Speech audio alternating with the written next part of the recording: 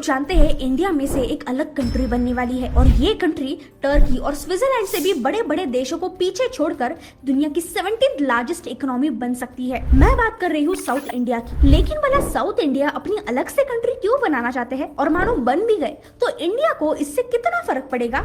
ये सारी बातें आज मैं इस वीडियो में बताने वाली हूँ, तो ये वीडियो एंड तक जरूर देखना। Throughout history, the area that is Pakistan, much of it was not a separate country. I mean, South India was, but North India and Pakistan, geographically, historically, linguistically, they're the same language as we have here. Yes. Culturally, there are so many common things.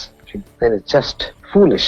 ये बात है 1917 की। 1917 में south India में justice party नाम का एक organisation बनाया गया था जिसका एम था कि नॉन ब्राह्मण्स को सपोर्ट करना और ब्राह्मण डोमिनेंसी को खत्म करना। उस समय रामास्वामी एक प्रोमिनेंट तमिल लीडर थे जिन्हें पेरियार भी कहा जाता था। उन्होंने जस्टिस पार्टी को बाद में द्रविड़ कड़कम नाम दे दिया और रामास्वामी का एम था कि द्रविड़ कड़कम यानी कि द्रविड़ नाडु को इंडिया से अलग कर देना। द्रविड़ नाडु यानी कि आज का तमिलनाडु है, लेकिन उस समय द्रविड़ नाडु में साउथ इंडिया के सारे स्टेट्स इंक्लूड होते थे। सो बेसिकली रामास्वामी यानी कि पेरियार पूरे साउथ इंडिया को ही एक अलग कंट्री बनाना चाहते थे। अब इसके पीछे भी एक मेजर रीजन था और वो था लैंग्वेज डिस्प्यूट्स। हमारे कॉन्स्टिट्यूशन में लिखा है कि हिंदी इंडियंस की एक कॉमन लैंग्वेज होनी चाहिए ताकि इंडिया के छोटे से छोटे पार्ट के लोग भी एक दूसरे से कम्युनिकेट कर सके। लेकिन साउथ इंडियंस के लिए हिंदी एकदम अलग लैंग्वेज हो जाती है सीखने के लिए, इसीलिए रामास्वामी हिंदी के अगेंस्ट थे और इसीलिए वो इंडिया से अलग होना चाहते थे। उस समय तो उन्हें इसके लिए अप्रूवल नहीं मिला, लेकिन फिर भी इंडिपेंडेंस के बाद रामास्वामी एक अलग कंट्री के लिए लड़ रहे थे। लेकिन फिर इंडिपेंडेंस के बाद इंडिया ने स्टेट रीऑर्गेनाइजेशन कमीशन बनाया, जिसके बाद साउथ इंडिया के बाकी स्टेट्स रामास्वामी के अगेंस्ट हो गए और जिसके चलते सेपरेट कंट्री बनाने का आइडिया ड्रॉप हो गया। रिसेंटली 2020 में होम मिनिस्टर अमित शाह ने एक स्पीच में कहा था कि इंडिया में फॉरेन लैंग्वेज का इस्तेमाल करके फॉरेन कल्चर को बढ़ावा देने से अच्छा है हम हमारी नेशनल लैंग्वेज हिंदी का ज्यादा इस्तेमाल करें। सर्वानुमत से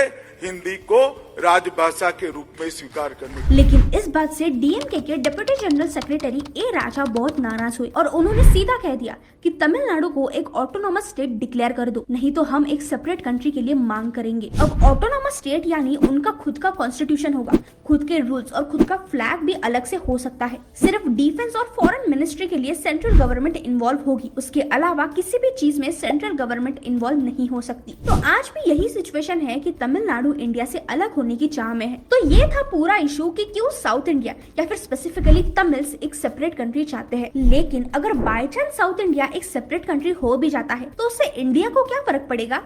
बहुत फर्क पड़ेगा। 2021 में इंडिया की जीडीपी 3.05 ट्रिलियन डॉलर्स की थी, जिसमें से अकेले साउथ इंडिया ने 63.10 लाख करोड़ कंट्रीब्यूट किया था। आज फॉरेन के बड़े बड़े स्टार्टअप्स बेंगलुरु में एंटर करते हैं, यहाँ तक कि टेस्ला और एप्पल भी अपने मैन्युफैक्चरिंग प्लांट्स बेंगलुरु में ही सेटअप करना चाहते हैं क्योंकि यहाँ का एम्प्लॉयमेंट रेट बहुत ज्यादा है। अगर साउथ इंडिया एक अलग कंट्री होता है तो बेंगलुरु उनके जीडीपी में बहुत ग्रोथ लाएगा और फिर ये एशिया का सिलिकॉन वैली भी इजीली बन जाएगा। इसके अलावा उनकी एग्रीकल्चर और ट्रेड भी बहुत स्ट्रॉन्ग है और इस सब के चलते द्रविड़ नाडु यानी कि south India Saudi Arabia, Turkey और स्विट्जरलैंड को भी पीछे छोड़कर दुनिया की 17th लार्जेस्ट इकोनॉमी बन सकता है। ये है पावर साउथ इंडिया की। अगर हम इसे लूज करें तो इससे इंडिया को बहुत बड़ा नुकसान हो सकता है, लेकिन अगर सेपरेशन हुआ तो कुछ ऐसे भी चीजें हैं जो उन पर नेगेटिवली भी इम्पैक्ट कर सकती है। जैसे कि साउथ इंडिया में हर एक स्टेट की अलग अलग लैंग्वेज है, जिसकी वजह से या तो उन्हें इंग्लिश एक कॉमन लैंग्वेज की तरह यूज करनी पड़ेगी, लेकिन जो रूरल एरियाज में लोग हैं उन्हें तो इंग्लिश नहीं आती, इसीलिए लैंग्वेज फिर से एक बैरियर हो जाएगा। पाकिस्तान और बांग्लादेश के सेपरेशन के बाद दोनों कंट्रीज के जीडीपी में बहुत बड़ा डाउनफॉल आया था और अगर कंपेयर करें तो पाकिस्तान आज भी कर्जे में डूबा हुआ है। वैसे ही साउथ कोरिया और नॉर्थ कोरिया के पार्टीशन के बाद भी